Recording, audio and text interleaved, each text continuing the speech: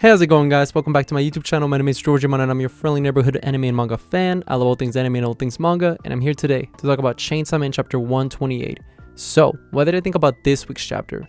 I personally thought this chapter was great. I thought it was very fast paced, and it was a lot of comedy as well, because this chapter was very Asa and Denji centric. So we got to see these two buffoons just interact, with each other, and we all love that. We love their little awkward chemistry, and I think that was the best part of the chapter, at least for me, was just seeing them, their little banters and, just how awkward these two individuals are together. Now, before I get into this week's chapter, I just wanted to give you guys a quick reminder to make sure to subscribe to my YouTube channel so you guys can be up to date with all Chainsaw Man anime and manga content in the near future. I would really appreciate if you guys could subscribe to my YouTube channel. It really helps out a lot, so please subscribe to my YouTube channel. Now, one last thing. I actually wanted to let you guys know that I met the entire English dub cast of Chainsaw Man. So if you guys would like to see a video about me, just telling you guys about my experience meeting the whole cast, I would love to. So just comment down below if you guys want to see that video. I ended up meeting Makima, Denji, Power, and Aki's voice actors.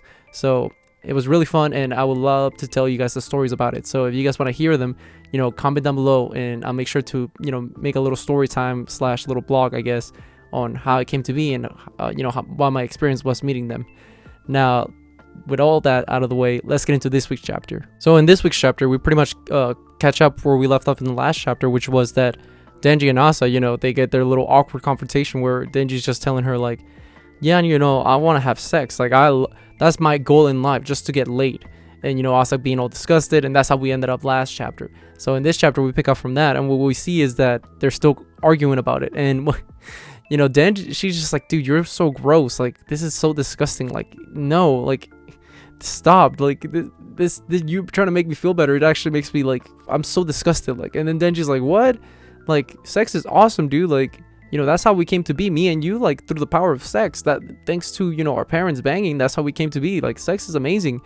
And Asa, she's just like, she's not having none of this. And she's just telling Denji, like, no, sex is gross. Why would you want to have someone sweat and saliva all over yourself? Like, ew, like their tongues, like, gross. Like, I don't want, like, nothing of that. Like, I don't want to have sex. I don't want nothing to do with it. And what we see is that Denji just, lets her know, like, no, sex is amazing. Like, and I want to have it because I never had it. So that's the one thing I want to do. And, she just goes and kind of realizes, like, oh my God, this guy is literally for real right now. And she's like, are you serious? Like, oh my goodness, like, you actually, that's your goal, to get laid, that's it. Denji's just like so wishful and hopeful, like, yeah, I will get laid someday. And she just kind of gives him like a reality check and just like tells him straight up, like, nobody in their right mind would ever want to have sex with a dude with a chainsaw that comes out of their head, dude. Like, are you for real? Are you serious right now?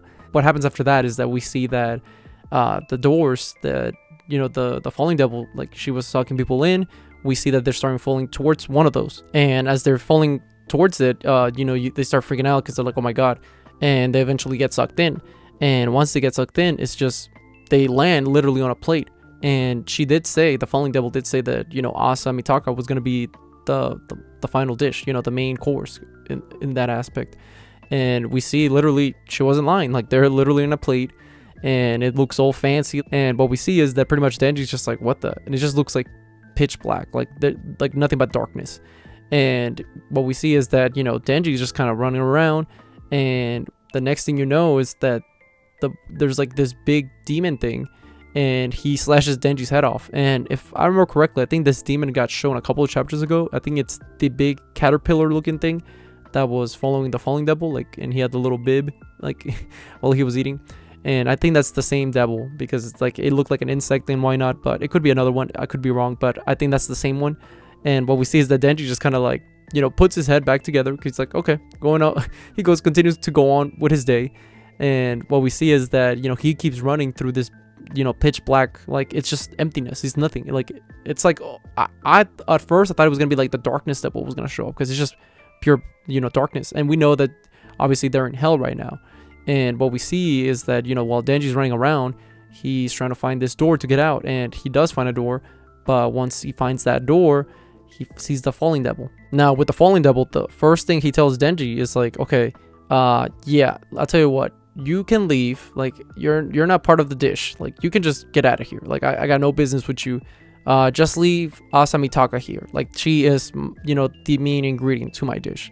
And Denji has one of the most unfiltered, savage quotes I've ever heard. Like, I had to read this like 3 times because I was like, I did like a triple take. I was like, did Denji just say that? Because like, oh my goodness, like, I thought last week's chapter when Denji said, you know, that he wanted to have sex, I thought that was funny. But this one, I was like, whoa, Denji, I know you're down bad, but like, come on, bro, this down bad? Like, oh, come on, man. Like, you can be serious. Because what he tells the falling devil is like, okay, can I at least keep her ass? Like, can you just like take her torso and upwards? I'll just keep her bottom half. Like, you know, I just want to keep that ass. Like, can I keep that ass? And dude, when I read that, I could not believe what I read. I thought it was hilarious. I thought that Denji, like, this dude, I'm very concerned for Denji. You know, I've been concerned for Denji's health this entire time in the story, but now I'm like, okay, this is taking a very wild turn, you know.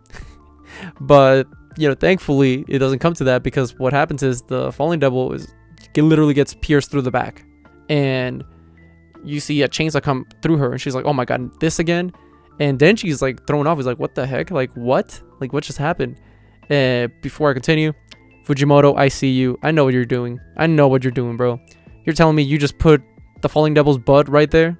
Like, this big shot of her ass? Like, we all know that Fujimoto is an ass guy. Like, come on, Makima. Now this, like, stop trying to pretend. Like, we know you're an ass guy. Always has, always will be.